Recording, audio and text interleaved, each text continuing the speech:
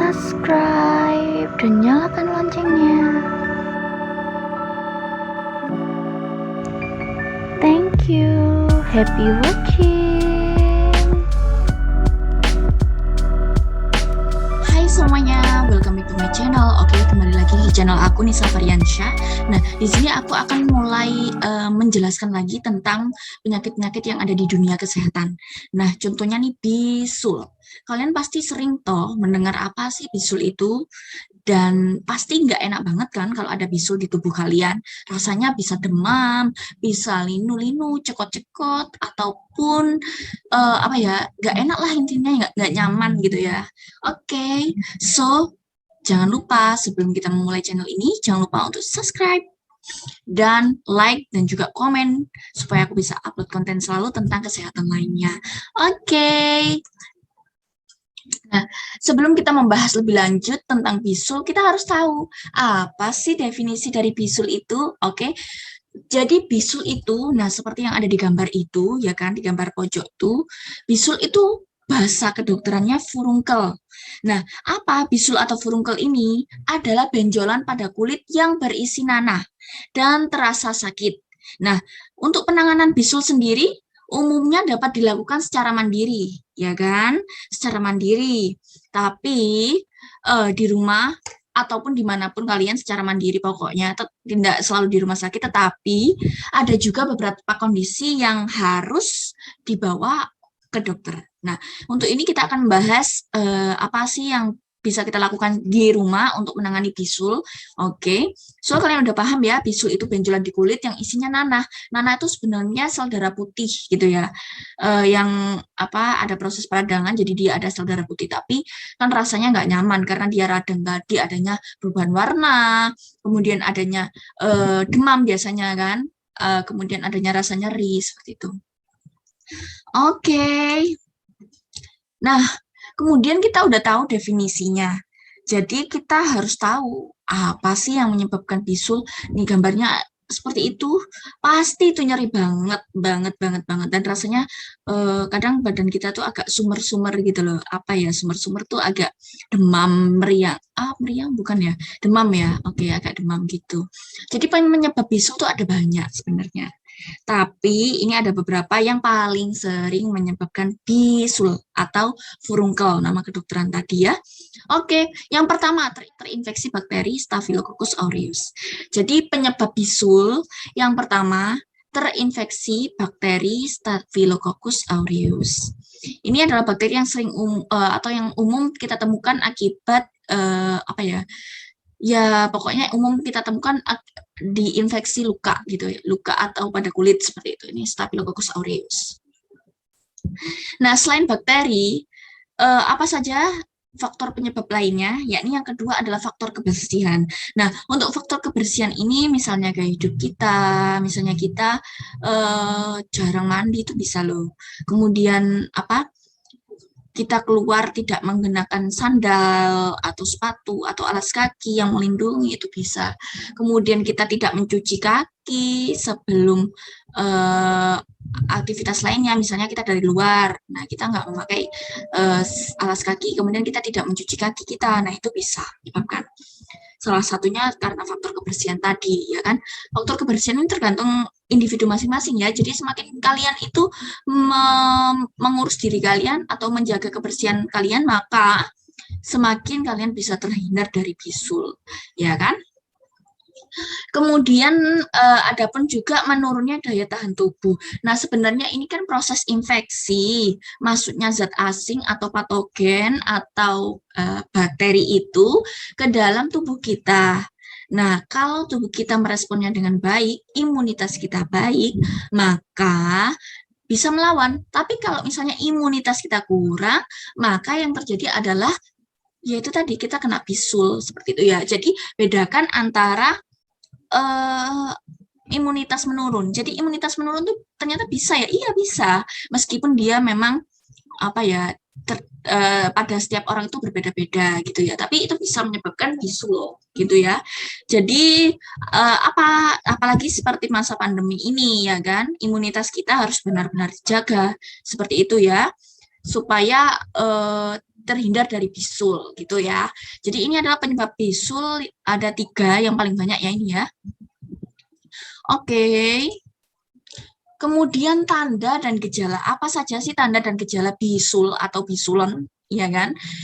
Yang pertama, kulit di sekitar benjolan memerah, bengkak, nyeri, dan terasa hangat bila disentuh. Ini tanda-tanda inflamasi. Kalau di dunia kedokteran itu ada kalor, rubor, dolor, dan fungsiolensa. Tapi kalau di sini ya bahasa awamnya seperti itu. Kulitnya benjolan, memerah, bengkak, nyeri, dan hangat bila disentuh. Ya, kemudian benjolan itu bertambah besar dan berisi nanah. Biasanya kan tegang gitu ya, ada kekuningannya gitu, dan dapat menyebabkan demam, ya kan? Karena proses inflamasi atau radang tadi. Jadi, tapi biasanya orang-orang awam tuh udah paham. Oh, ini bisulan gitu ya kan, kalian udah pada ngerti memang rasanya nggak enak di badan, agak pegel-pegel, agak demam gitu ya, karena proses inflamasi tadi. Nah, ini adalah gambar di mana gambar kulit kita yang normal itu seperti ini. Ya kan, normalnya tuh seperti ini, rambutnya, folikel rambutnya memang normal, tidak terganggu. Nah, pada orang bisul itu yang gambar kedua, nih gambar kedua ya. Nih, gambar kedua nih, agak ada lemak apa ya, kelenjar bukan ya, ada folikel rambutnya itu terisi bakteri tuh. Nih, terisi bakteri sehingga ada kekuningan itu dan menyebabkan dia terjadinya benjolan kecil, masih ya, ini masih benjolan kecil, proses infeksi ya kan. Kemudian ini yang terakhir adalah yang terakhir ini adalah proses bisul itu sampai timbul benjolan itu tuh kelihatan. Jadi bakterinya sudah mulai sampai ke atas dan itu adanya sel-sel darah putih yang sudah menumpuk dan berusaha membunuh bakteri yang ada di situ. Oke. Jadi ini ini adalah perbedaan antara sel kulit ini adalah perbedaan antara struktur kulit orang normal, orang yang sedang terinfeksi, dan juga orang yang ada bisulnya, ya kan? Jadi ini bedanya. Terus memang sakit sih, dan itu kalian bisa melihat sendiri pada proses open itu kan ada kemerahan, itu malah itu justru dia menandakan proses inflamasi. Iya, jadi memang inflamasi kan manifestasinya demam. Jadi mungkin kalian nggak enak dan butuh untuk banyak-banyak istirahat gitu. Nah, tapi kalian pasti bingung kan, sebenarnya bisulan ini bisa sembuh nggak sih? Bisa aja. Pokoknya bisa sih, memang nanti kita akan bahas lebih lanjut tentang penanganan bisul. Tanda dan gejalanya ini udah pasti, tapi kira-kira bisul tuh bisa nggak sih bukan di satu tempat aja, di banyak tempat bisa. Memang tergantung dari faktor bersihan kalian semua. Nah, paling banyak itu bisul memang di ketiak, misalnya itu kan daerah-daerah yang lembab seperti itu. Jadi banyak celah untuk kuman ataupun bakteri itu bisa untuk bereproduksi ataupun memperbanyak diri di situ sehingga mengakibatkan bisul tadi. Pokoknya daerah-daerah yang lembab biasanya, tapi nggak selalu sih. Kadang memang ada di daerah yang open atau yang terbuka gitu kan.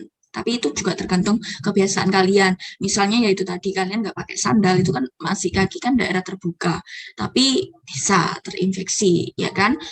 Nah, kalau bisul nih memang istilahnya memang karena infeksi bakteri, jadi perlu sih kalau menurut saya sih, nanti kita akan bahaslah tentang penanganannya ya lebih lanjut seperti itu.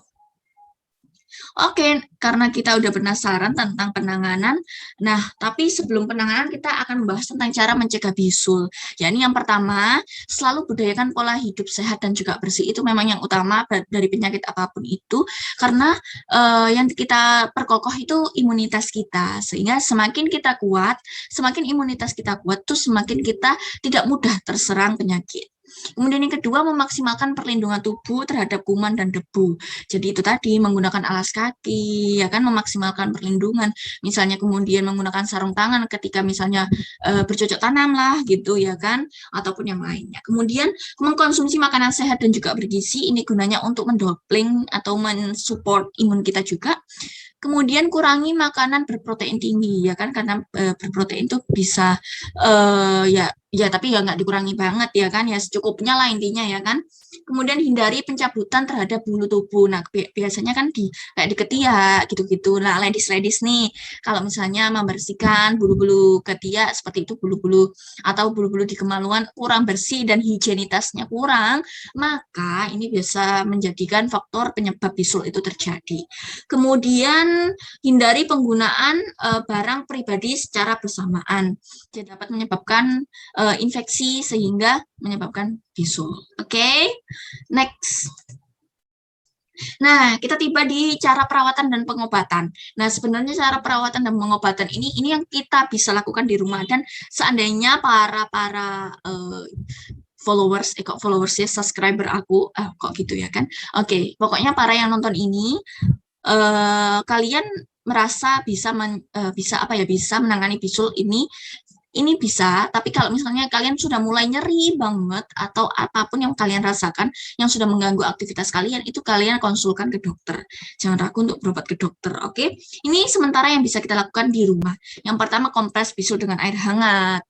Karena memang dia ada peradangan tadi, karena kita kompres bisul dengan air hangat untuk membunuh bakteri yang ada di bawah kulit tersebut. Kemudian bersihkan bisul yang pecah dengan kain dengan kasa alkohol. Jadi kan biasanya ada bisul yang udah pecah tuh. Nah, itu kita bisa bersihkan sendiri dengan kasa dan alkohol, ya kan? Kemudian berikan obat oles dan membungkus bisul dengan kasa steril. Jadi gunanya untuk menutup supaya luka itu tidak terkontaminasi lagi, ya kan?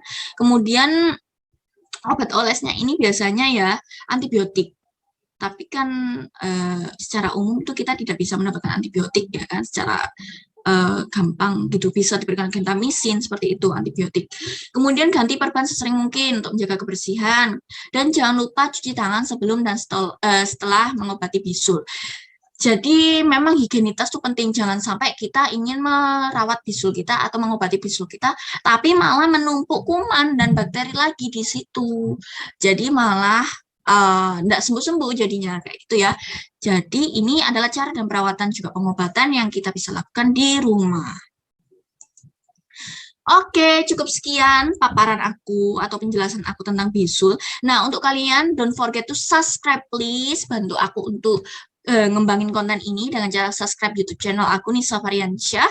Dan ini aku akan selalu memberikan informasi-informasi singkat, dan cuman kalian harus mensubscribe dan nyalakan loncengnya untuk dapat info selalu. Oke?